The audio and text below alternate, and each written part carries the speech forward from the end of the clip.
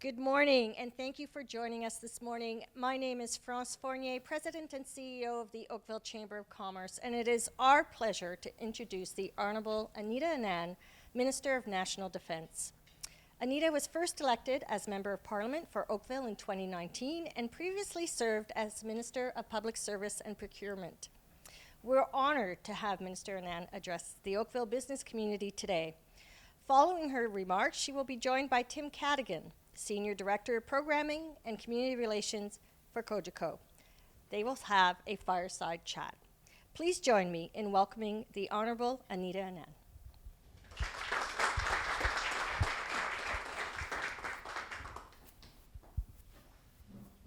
Well, thank you so much, France, and hi, everyone.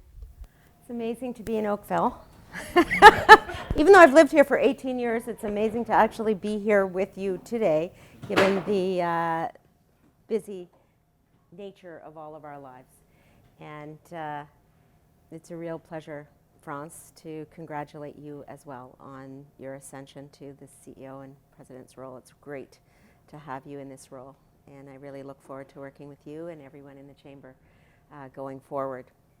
So what I thought about today in terms of speaking with the Chamber is, post-budget, I have been traveling to London and Niagara, and I was in Peterborough yesterday, and I was saying, I gotta get to Oakville.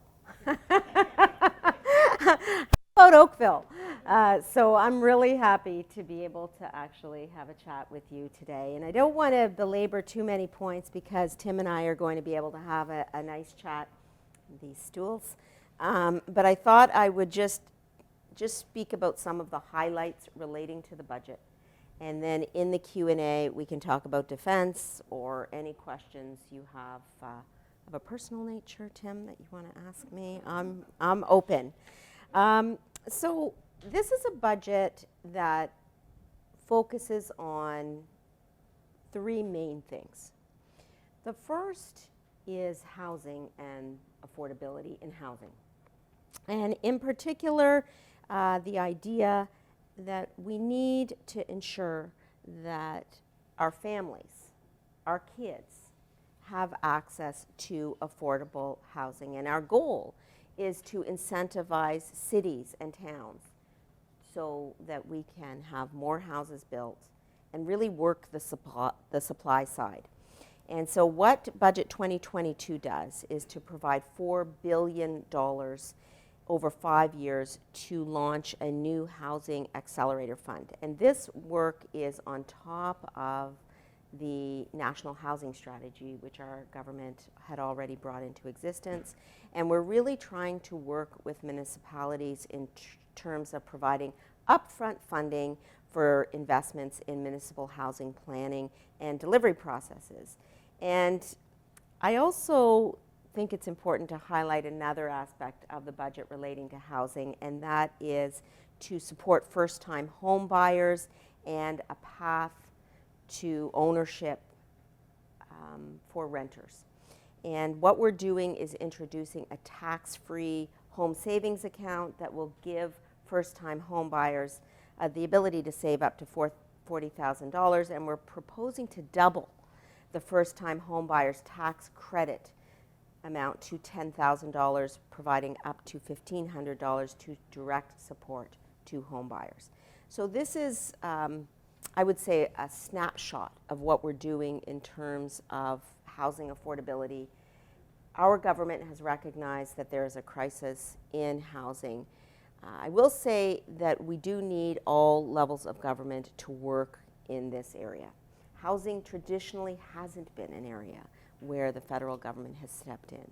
But like the pandemic, we saw a crisis, and we believe that we can do more for Canadians to make life more affordable, but it is going to take work with municipalities to ensure that the supply side actually comes to fruition. And then secondly, on small businesses. You saw during the pandemic, and I was lucky enough to come and speak with you virtually, of course, over Zoom, about the number of supports that we put in place for small businesses, whether it was the wage subsidy, for example, the rent subsidy, the CERB, which essentially has helped small businesses survive by allowing employees to be actually still connected with the business and in times when they weren't able to work. We really believe strongly in the importance of small businesses as the engine of growth for the national economy, and certainly for me as MP. I really believe that behind every small business there's a family, and what we're doing when we're supporting small businesses is we're supporting families. We're supporting the ability for families to maintain their household income and the income that they've relied on. And so what we are doing in terms of small businesses, of course, is to address some of the barriers that have prevented small businesses from growing. And in that way, we are ensuring that a business that has benefited from a reduced federal tax rate of 9% on their first $500,000 of taxable income is able to survive compared to what the general federal corporate tax rate of 15% is. And a business no longer has access to this lower rate at the current time once its level of capital employed in Canada reaches $15 million. And what we're doing in Budget 2022 is to phase out access to the small business tax rate more gradually, with access to the fully phased out package when taxable income reaches $50 million rather than $15 million. So in layperson's term, basically there's an ability to access a reduced tax rate at the threshold of $50 million rather than $15 million, which expands essentially the businesses that can benefit from the lower tax rate for businesses. And I think I've heard this chamber for many years asking for measures like this, asking for us to be more cognizant of some of the red tape that small businesses are faced with, and that's what we try to address in this budget. And so I hope we can talk a little bit about this, or at least hear your feedback as to what you think about this particular measure. And then the final third item that we really focused on in the budget is the environment.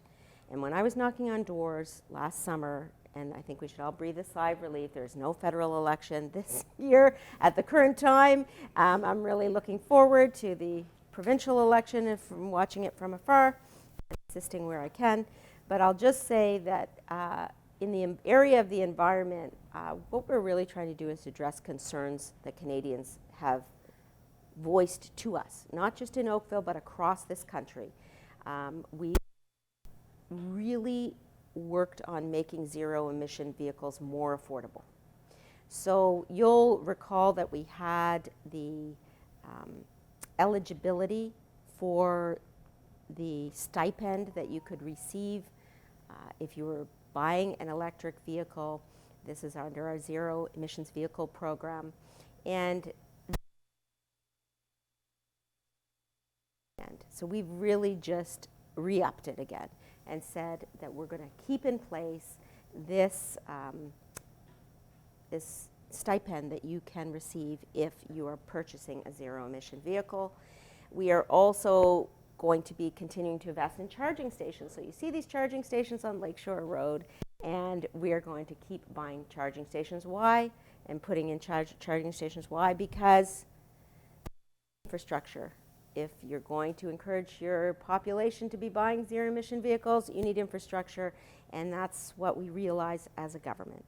And I just feel lucky that in Oakville we have a population that cares about the green future, cares about the green economy, wants to do its part, and we will continue to support the transition to the green economy. And then finally, I'll just mention that one of the reasons I think we all live in Oakville, or at least some of us, is that we have access to green space here. And it is very important, our proximity to the lake and our ability to access hiking trails has been so important. And I'll just say that we're investing $55 million over 5 years in Parks Canada for the Trans-Canada Trail. And part of that trail runs right here, right through Oakville. And so I think that's a pretty cool thing for us as people who care about green space to know that the money in the budget is going to directly impact us right here in Oakville in a number of ways. First and foremost, housing affordability. Secondly, small businesses. Thirdly, the environment. And those three highlights, I think I'll leave it there. And of course, I can always talk about the defense spending that we will be embarking for Ukraine. I can talk about the $8 billion in the budget for defense spending if Tim likes during the Q&A. But I thought I would just focus on those three highlights for you all. And Tim, why don't we have a Q&A? Thank you.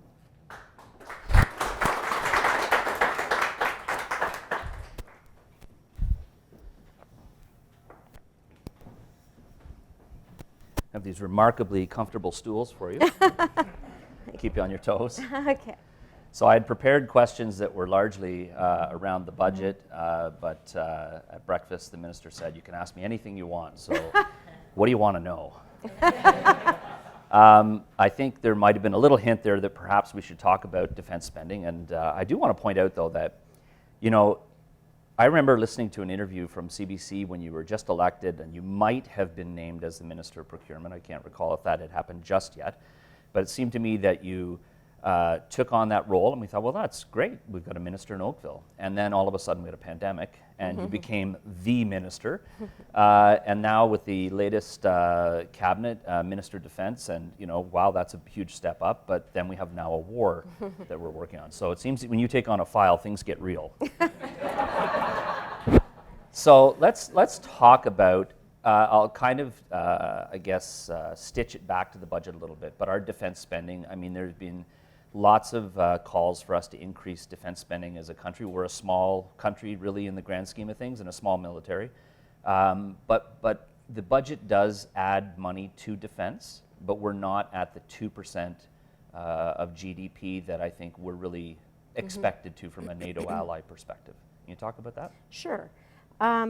Let's take a step back and recognize that at the Wales Conference of NATO leaders, back around 2015, it was actually before the election, Stephen Harper was one of the world leaders who argued that in terms of NATO defense spending, the target should be up to 2%. And in fact, under the Conservatives, our defense spending slipped below 1%. So we have actually been steadily increasing defense spending. 70% of an increase will occur between 2017 and 2026.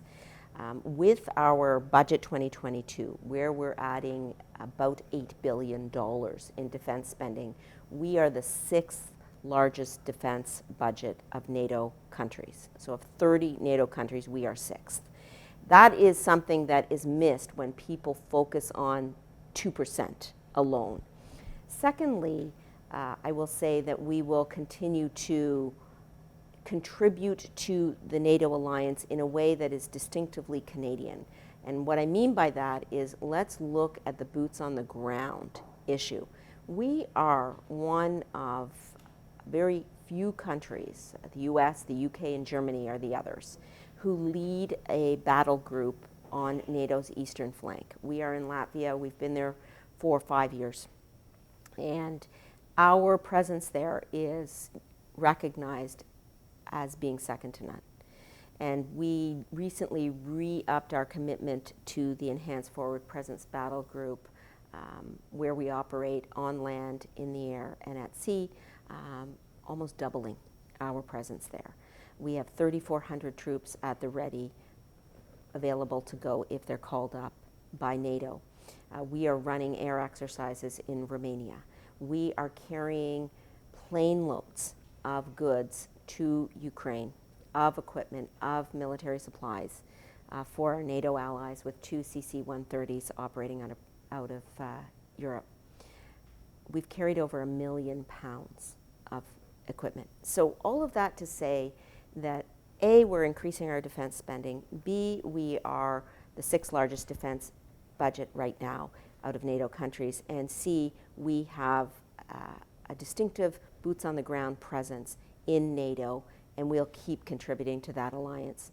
And I guess if I could add a D, it is that we have NORAD modernization and continental defense on the table, and I will be coming forward with a robust package to modernize continental defense, and that spending is also very important for our relationship with our stakeholders across Canada, and particularly I'm focused on our Indigenous communities in the north and northern premiers who have said, and I agree, our Arctic sovereignty is incredibly important. So I'll leave it at that. So I think that's a well-recognized point. How much has that escalated since the Ukrainian situation with Putin and obviously his interest in the Arctic? Since the war in Ukraine, the entire global threat environment has changed. And we have to be cognizant that there is Russian aggression not only in Ukraine, in Mali, in Syria, and we need to continue to respond to the changing threat environment. And as a result, the modernization of NORAD, which was on the table anyway, becomes all the more important. Ensuring that we have a distinct Arctic presence, also very important. In terms of our procurements, we're addressing that. We have procurement in place for 6 Arctic offshore patrol ships. 3 of those ships are in the water. Those traverse the Arctic waters in particular. One of those ships has circumnavigated the North American continent.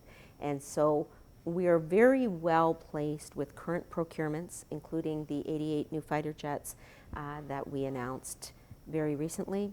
That's $19 billion of already allocated money under our defense policy of strong, secure, engaged. So we are working on Arctic sovereignty. We are working on continuing to address the threat environment, and we will continue to be nimble in that regard.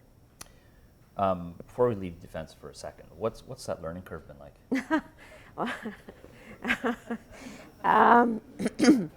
Well, let's just say I've enjoyed it very much. I am very honored to have been entrusted with the role to be the Minister of National Defense.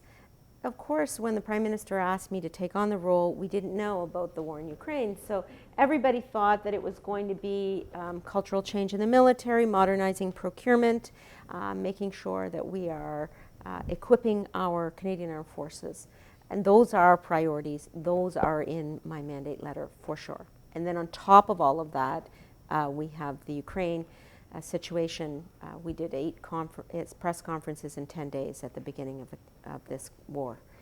That was unbelievably stressful, but as I said, very important to ensure that Canada has a comprehensive approach and relationship to address this crisis. And Minister Freeland, Minister Joly, the Prime Minister and I work very well together in terms of addressing that crisis, and other ministers as well. Minister Sajjan on humanitarian aid, for example, has been incredibly important. So what I really like is the team, and the learning curve is actually manageable when you have a great team.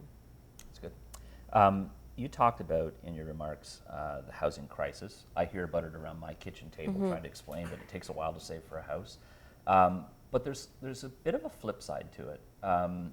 For those people who perhaps are thinking about their home as their largest asset and a good piece of what their retirement planning would be, what does the government do to, you talked about increased supply, but not affect what some people are counting on as their vehicle to get to retirement? I don't quite understand the question. The value. I think so. For instance, the blind bidding issue that was contemplated in the budget, perhaps takes away some of the value as a homeowner when they do come to a point to want to sell that house, which I think the intent was is to try to create lots of transparency so that people have more affordable options. But there is a concern. There's obviously a concern of a large piece of the population that are marching towards retirement. What happens as their, perhaps home value is affected in our desire to try to create affordability? Oh, I see. Okay, well, the reality is that the federal government cannot address all issues in the housing market. And what we're trying to do in the budget is really focus on the areas where we can add value, so to speak. And as I said, that's on the supply side where we are all in to make housing more affordable.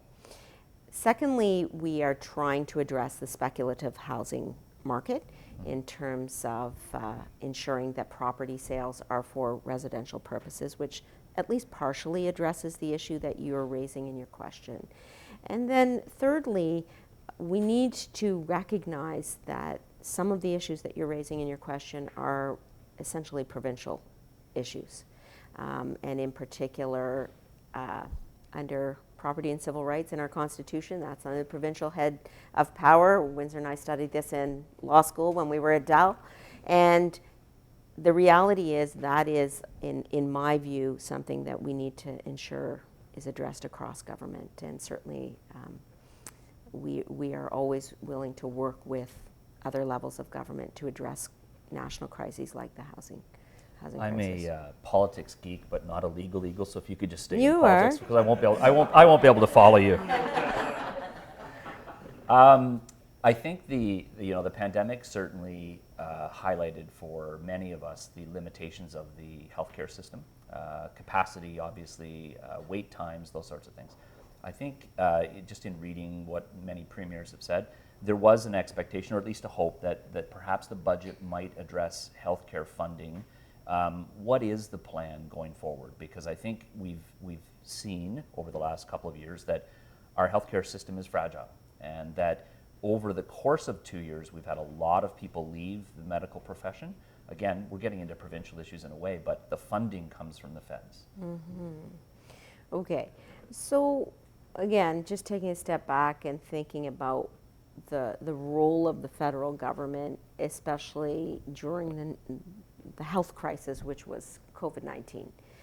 What we did as a government is just say, we're buying all the vaccines, we're buying all the rapid tests, we're buying all the supplies to administer the vaccines, we're providing billions of dollars to restart economies and ensuring that the province has the monies that it needs to get back to school. Remember that $19 billion federal restart program.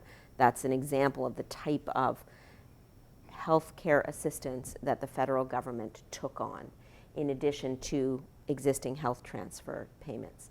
And you're right, there is a role for the federal government to continue to assist provinces in this manner. I know this is an issue that Minister Duclos, our health minister, is working on now.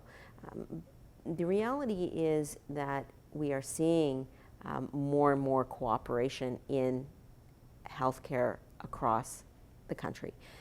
Yesterday, the Prime Minister was in New Brunswick, signing an agreement with New Brunswick relating to long-term care homes. That has become an area of healthcare writ large, where you see the federal government now continuing to assist provinces. So I think the larger issue relating to health care transfer payments is one that we will see evolve over the next year or so. But we also have to recognize the federal government's really trying to do its part given the current crises before us. And we can get into child care agreements, et cetera, but there are many examples of cooperation with provinces that I think is an example of cooperative federalism in a way that is fairly unprecedented given the inflation crises, for example, across the country and those types of economic issues that families are facing. Our government has been there. I think it was during the budget remarks, or certainly maybe an oppressor afterwards, the finance minister called the situation with growth in the country a well-known insidious problem. I remember reading a book 10 years ago about the problem with growth in Canada. I think you touched on it in your remarks about the threshold for small business. what other plans can the government put in place to address growth? So growth is such a nebulous term.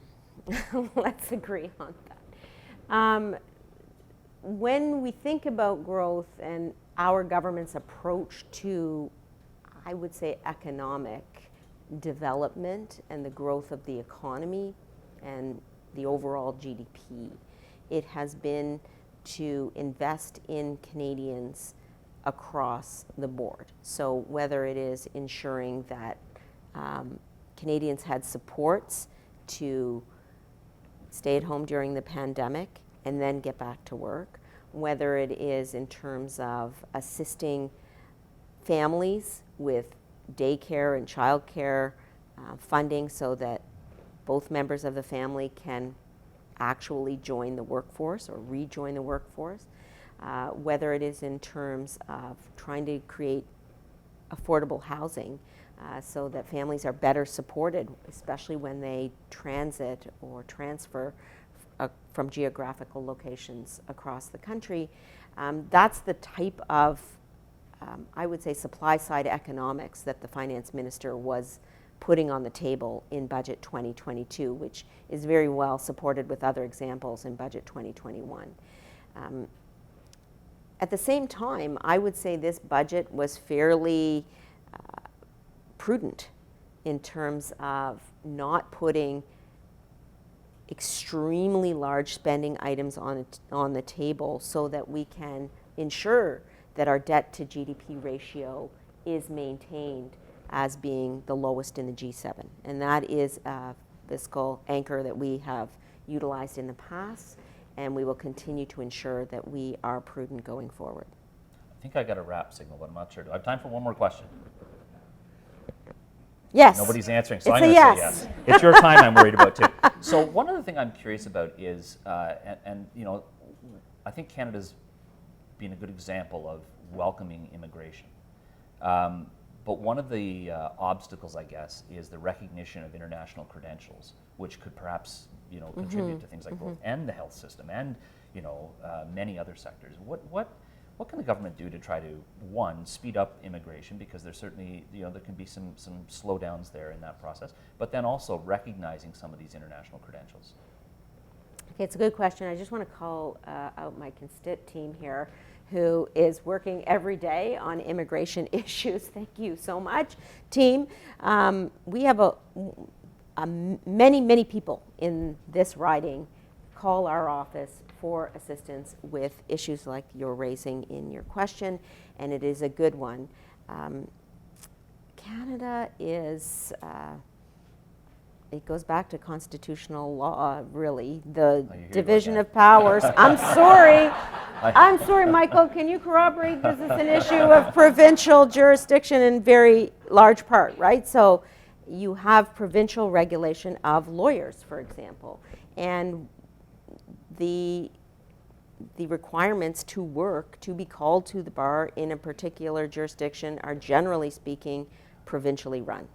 And so we need to have cross-country agreements with professional organizations, for example, in order for it to be easier for people to kind of come in to the country and work anywhere they want. I think you're raising a fair point. We will continue to do whatever we can to ensure that immigration occurs speedily and readily, but we accepted many millions of immigrants during the pandemic, primarily focusing on existing visas that had been issued, for example, to students and graduate students so that they could remain in the country. So there are really two parts to your question. One is the importance of immigration, and I strongly believe that immigration is a way in which to increase your overall GDP. It is important for productivity and among other things. The second part of your question, I would say, is devolved to ensuring that we have cross-country symmetry and consistency among jurisdictions. Thanks for your time. Thank you. Thank you so much. You've been busy. So Can we not take questions from the audience? Maybe we can end the live stream and 5 after 10, maybe 5 minutes of questions from the audience, and maybe we can end the live stream. Thank you.